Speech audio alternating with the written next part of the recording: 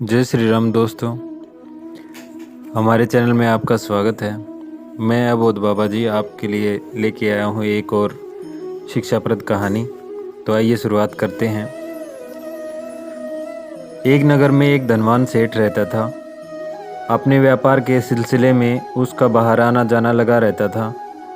एक बार सेठ परदेश से लौट रहा था, साथ में धन भी था, इसलिए 3-4 पहरेदार भी साथ ले लिए।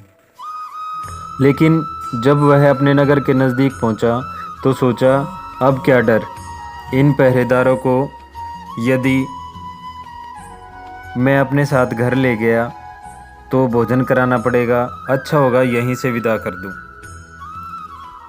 और ऐसा सोचते हुए उसने पहरेदारों को वहीं से वापस भेज दिया। दुर्भाग्य देखिए कि वह कुछ ही कदम आगे बढ़ा था कि अचानक डाकुओं ने उसे घेर लिया। डाकुओं को देखकर सेठ का कलेजा हाथ में आ गया।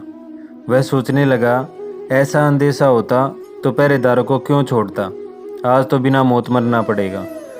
डाकू सेठ से उसका धन छीनने लगे। तभी सेठ ने उन डाकुओं में से 2 डाकुओं को पहचान लिया। वे दोनों कभी सेठ की दुकान पर काम किया करते थे। उनका नाम लेकर सेठ बोला, अरे तुम फलां फलां हो क्या? अपना नाम सुनकर उन दोनों ने भी सेठ को ध्यान से देखा। उन्होंने भी सेठ को पहचान लिया। उनको लगा कि इनके यहाँ नौकरी की थी, इनका नमक खाया था, इनको लूटना ठीक नहीं है। उन्होंने अपने बाकी साथियों से कहा, भाई इन्हें मत लूटो, ये हमारे पुराने सेठ जी हैं। यह सुनकर डाकुओं ने सेठ को लूटना बंद कर दिया। दोनों डाकुओं ने कहा, सेठ जी अब आप आराम से घर जाइए, आप पर कोई हाथ नहीं डालेगा। सेठ सुरक्षित घर पहुंच गया, लेकिन मन ही मन सोचने लगा, 2 लोगों की पहचान से 60 डाकुओं का खतरा टल गया, धन भी बच गया और जान भी बच गई। कहानी का सार क्या है? एक दिन और एक रात में कुल मिलाकर 60 घड़ी होती हैं।